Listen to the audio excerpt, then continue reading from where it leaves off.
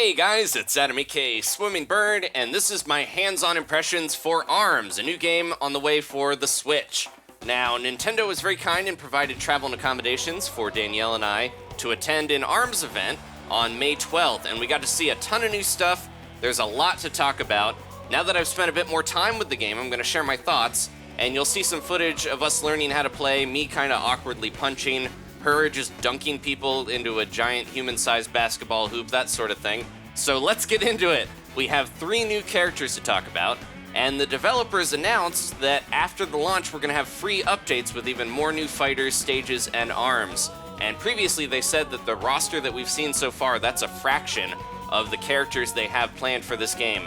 And these are the developers that worked on Mario Kart 8, so I can only imagine how many characters they have up their sleeve that they're working on. So let's talk about Twintelle first. She's the one I'm playing as here.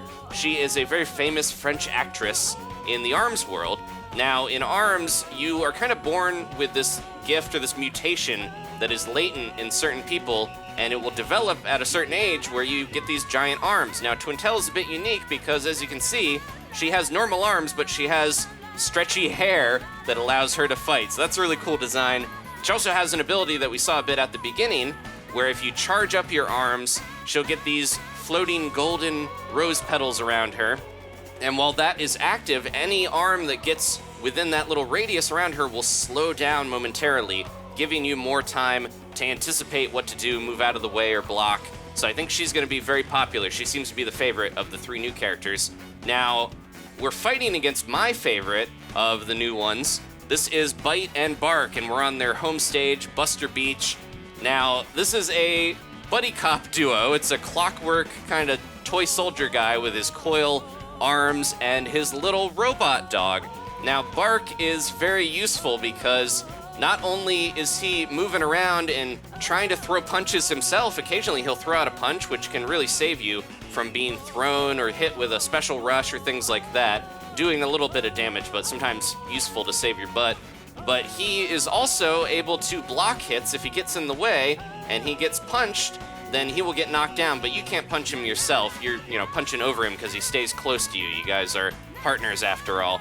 And he's also useful as a launch pad. If you jump on top of him as Byte, then you can jump in the air and use that to get some more height than you would normally get just by jumping. So even though Byte is maybe on the slow side and not as maneuverable as certain other characters that are a bit faster, he gets all these advantages by having that puppet character to help him out. Sort of like a cross between Rosalina and Luma from Smash, or Mega Man, of course, from the Mega Man series, having Rush, his little dog buddy, to help him out and spring him up into the air. So I really like him. I just hit him with a bomb, though, there. But yeah, he gets stunned for a few seconds, and I feel bad about it. But that's a good strategy. Get him out of there if you're fighting against this duo, because otherwise he'll try to punch you and give that trampoline advantage there.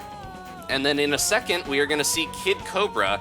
He is an extreme sports athlete with these snake arms, and he can charge up these dashes that allow him to zip in and dodge under attacks. He's very slippery, like a snake. You can even charge up and use consecutive dashes to just kind of whip around. I'm going to be playing as Byte Barq here against Kid Cobra, and we're heading to Twintelle's stage, Cinema 2.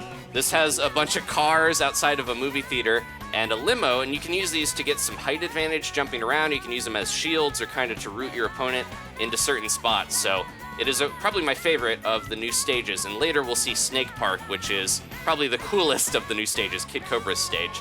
So yeah, these 3 new fighters, very unique. I'm really happy with all the designs that we're getting. It's very tough to pick a person to focus on as a main, so I'm going to try them all out and see which one fits best. The default arms here, all the characters that I played as had the 3 default glove arms for each of them, but you can use any arm on any fighter as you unlock it and play through the game. You earn this little currency in game, and you can use that at the arms getter to earn all these extra arms, and if you get duplicates of arms, it actually powers them up. So they're probably going to balance that in online play, but I think it's an incentive to try to get as many arms as you can and try them out. There's even a mode called the arms test that lets you try out different combos and stuff. I love, when he grabs and just kind of launches them, and this rush, he jumps and little Barq goes on top and attaches, and they just do this super powered move. So yeah, they're really my favorite of the bunch here. Now, let's talk about some of the other things. You've seen a few items popping down. We have these exploding soccer ball sort of bombs that come into play in another one of the modes. And those will drop down usually in the middle of the characters, and you can knock them around into each other, and they'll explode and do some damage. You'll see at the end of this one fight, one blows up right as I'm winning the battle. And there's also these little HP juice and rush juice tanks. It's like Michael's Secret Stuff pops down and lets you space jam in the middle of an arms battle by boosting your health or your rush meter to get that special. So this is things that can be turned off. I love Byte's little, gentleman bow when he wins.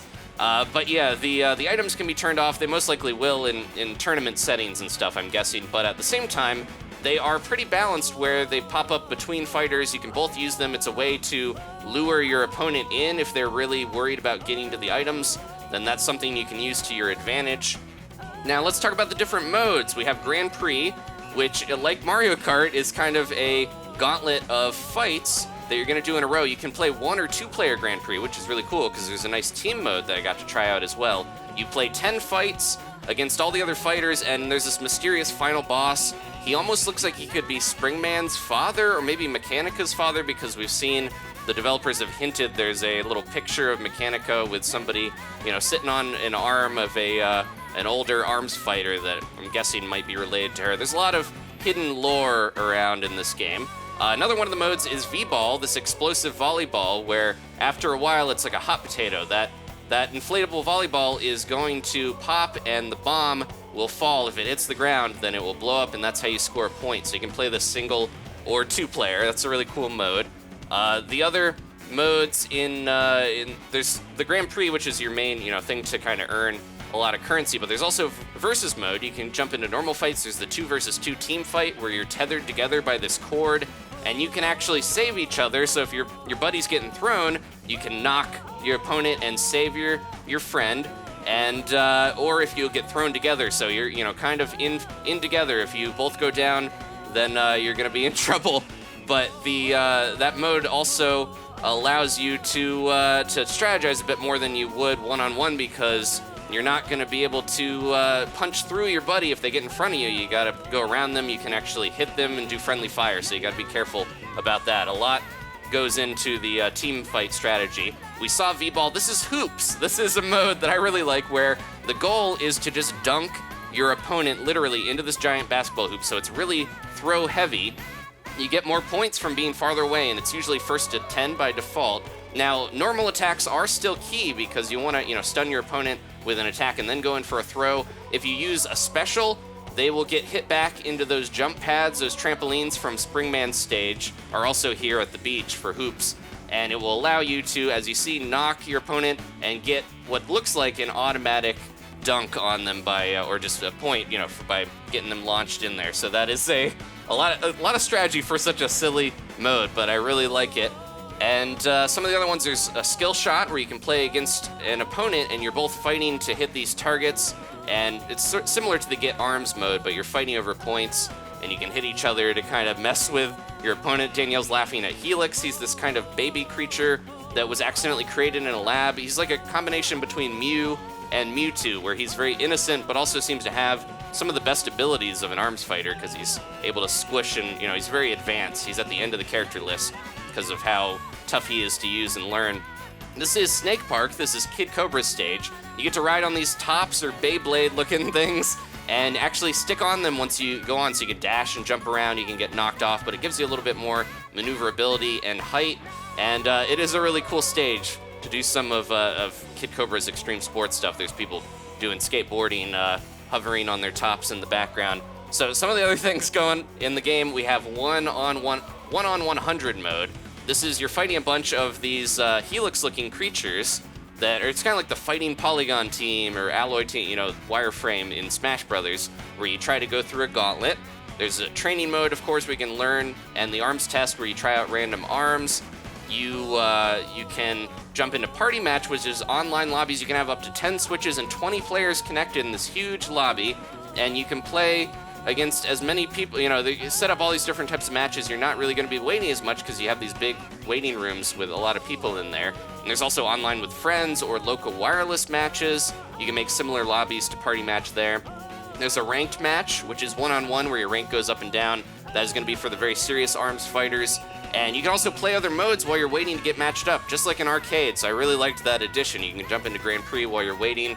And I tried out the 3 default gloves for all the characters. There's 8,000 combos or more for characters and gloves together. So a lot of different strategy going into this. Easy to pick up, definitely difficult to learn, the full extent of it. You got to get good at aiming. I didn't get a chance to try out traditional controls, but it really seems like motion controls are going to be the way to go if you take a shine to them, because you get a lot more control of where your punch goes, whereas traditional controls, it seems like it's a little tough to move and aim your punch and things like that. There's the global test punch, just like the test fire for Splatoon. 2 weekends, May 27th and June 3rd, those weekends we're going to have a bunch of chances to try out the game, so I'm very excited for that. Lots of stuff to see still in the game. I had a very short time with it, and my only complaint about the event was that I wanted to see more, so I'm very much looking forward to June 16th, when the game comes out just after E3. Thank you guys for watching. Please leave a like if you enjoyed this. Maybe subscribe if you haven't. If you have any questions about the game, I'll be happy to answer them. If you want to leave them in the comments. I hope you enjoyed checking out ARMS here, and I hope you're excited to try to play. Definitely give it a shot. I think it's like Splatoon, where it's might not look like something you would enjoy just by watching it, but like Splatoon, when I tried that first test fire, I really got into it and was very excited. So I feel like this I'm looking forward to even more than Splatoon 2, actually. So we don't have long to go, and I'll be playing ARMS soon on the channel. There's Twintelle having a cup of tea after that tough match. I'll see you guys later.